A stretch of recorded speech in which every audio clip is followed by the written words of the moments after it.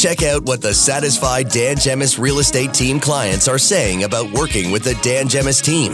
Visit dangemus.com. I got to thank you for being a voice of reason in a sea of insanity. Now back to the Dan Gemus Real Estate Show on AM800. Well, Joyce Blackmere here in the studio with me today. Her and I are still arguing about the accelerator fund. We're not arguing. We're disagreeing, and it's a healthy disagreement. It's a healthy debate. We can understand why the city Sometimes of Windsor, you have to see it my way.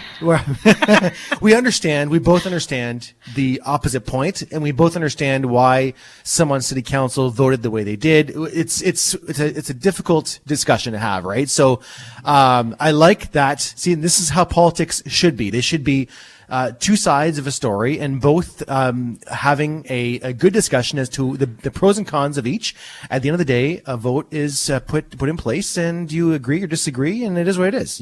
But the difference should be that the final decision should be a final decision, and everyone should support the final decision on council, right? There shouldn't be bickering back and forth after the fact. It is what it is.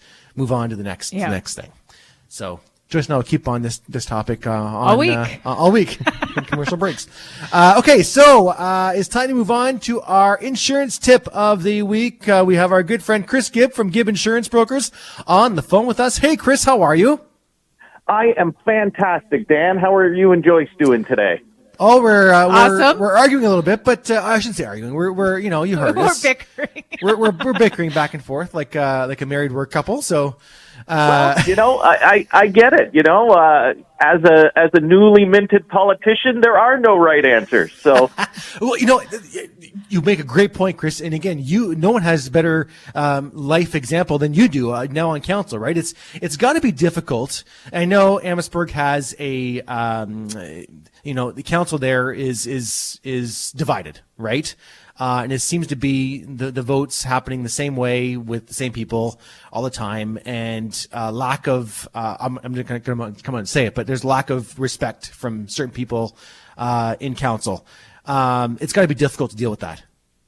It's I wouldn't say it's difficult. There's challenging decisions, and in Amherstburg there's 23,500 people, and every single one of them has a different opinion on what should be done. But, it's democracy in action. You debate the issue, you vote on it, and then the majority rules.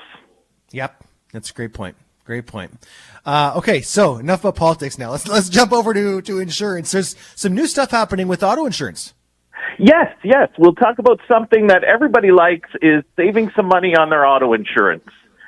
So as of January 1st, the province of Ontario made a change to every single auto insurance policy in Ontario that allows people to opt out of what used to be a mandatory coverage.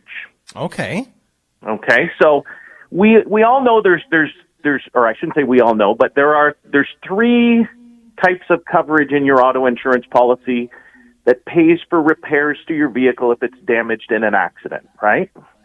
So We've got two of these coverages are optional, and now the third one is. So the first one is collision coverage. That pays to repair your vehicle if it's your fault in an accident or you're hit by an unidentified motorist. Everybody knows what collision is. Yes. Yes. So the second one is your comprehensive coverage, or what we mostly call fire and theft. And that would cover your vehicle if it was, there was a fire, theft, vandalism, tidal wave washed it away, tree fell on it, all those things. Okay, you with me so far? I'm with you so far, yeah. So far, all I can think is left is if you injure or, hurt someone else's property or themselves.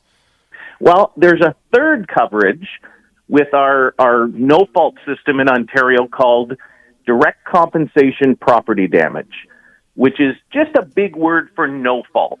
So this coverage is designed that if your vehicle was damaged in an accident, it wasn't your fault, and the other person was identified, this would pay to repair your vehicle in a not-at-fault accident. And this coverage, didn't matter how old your car was, how bad your driving record was, you had to have this coverage. And now, as of January 1st, the province is making that coverage optional.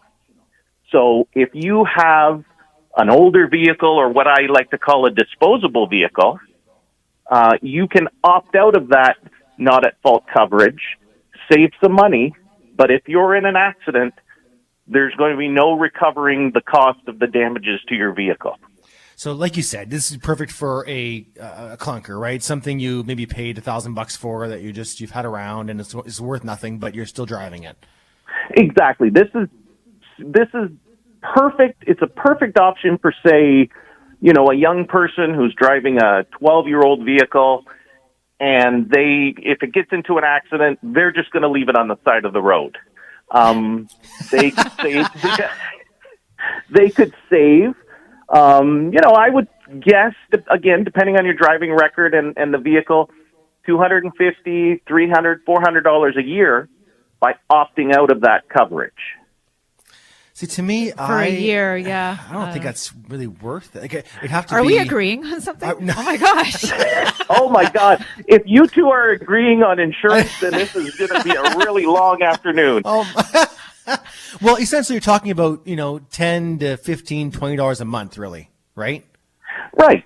And to some people, that is a lot of money. That can be the Sure. difference between being able to afford to go to school or to work or not. I guess, yeah. Yeah. If it's an Yeah. older vehicle, I guess you're right. Yeah. If the vehicle Exactly. has And, no value.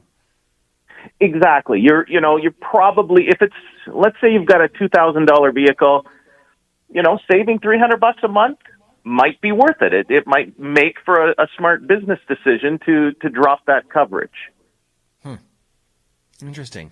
Now, I remember a while back, Chris, people had the option to have basically a creepy device added to their vehicle where it could follow your speed and know if you're speeding or if you're braking hard to save some cost. Is that still an option?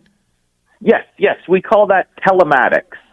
Right. And basically, that system has evolved to the point now where you download an app to your phone. Most insurance companies will offer this. You download the app, and this app will monitor. Generally, it monitors the amount of hard braking, fast acceleration, the time of day you drive, and the amount of miles or kilometers that you drive. And the idea behind it. Oh, sorry, I interrupted you. I was going to say, so you're adding a device to the vehicle, which is connecting with the app on your phone, correct? You used to put something in your ODP port, and now they've done away with that, and it's strictly an app that you download to your phone that runs scary. in the background. And So whole idea. Oh, Well, I was going to say, how does the app know if I guess it's following how your speed? That's yeah. creepy. Well, I mean, your phone can tell what speed you're moving, through GPS and all that. So Yeah, because it counts if your you're going steps. if you're going 70 kilometers an hour, you're probably not walking. So it can tell when you're driving and when you're not driving.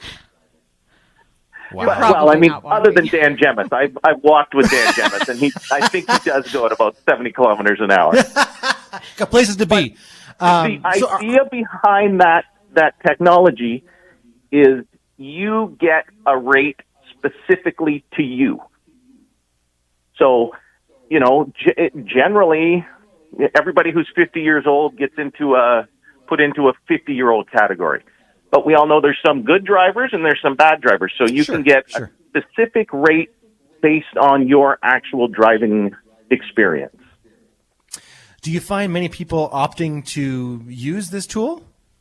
If people 25 and under, they're all opting for it. People 25 and older, they're leery. They've got your thoughts of it's a creepy thing that Big Brother's watching you. I mean, it's Newsflash. the way Well, they're watching me no matter what. Yeah. I know. yeah, everyone's watching you. How much are you saving on average, Chris, when you utilize this tool, assuming you're driving properly? There's companies that if you have a spectacular driving record, you could look at 20 to 30% savings. Wow. Okay. It's a good chunk. Yeah. Yeah. I think it's in Ontario. I'm finding there's not as many people taking up this option. It's huge in Europe. It's huge in the States. I don't know if it's just us in southwestern Ontario that are afraid of Big Brother or we've all read 1984 and George Orwell.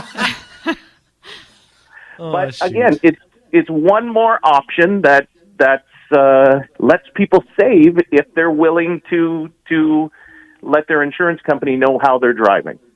All right. Well, Chris, some great topics today. We covered it all. We covered politics. We covered insurance. Yeah. Good job. Everybody's favorite things. That's what I'm here for. How does everyone reach out to you if they have any questions about their insurance policies? The best way is just call the office, 519-736-8228, and you get to talk to a real live person. Or you can go to the website, gibbinsurance.ca, or shoot me an email, chris@gibbinsurance.ca, and we can start saving you money right away. Chris, you're the best. Thanks for joining us again, and we'll talk to you in a couple weeks. You got it, Dan. And just a word of advice, Joyce is probably right. Probably, yeah. It's usually Joyce and Nikki are usually always right. Thanks, Chris. Thanks, Chris. That's Chris Gibb with Gibb Insurance Brokers. Always great to have him on. Some great advice there. We'll take a break, come back, talk about the latest market update and how many people are agreeing with me on text today, Joyce. So I'm sorry. No one's agreeing with you just yet. No, I can't. Nope, don't see anybody agreeing with you. Yeah, okay. Lots more to come. Oh, and we'll give away the gift card for the Richmond Popcorn Company when we come back. You can still text in to win. The keyword is snack, SNACK, snack with your first and last name to 10800. We'll give that away right after this, right here on the Dan Gemus Real Estate Show.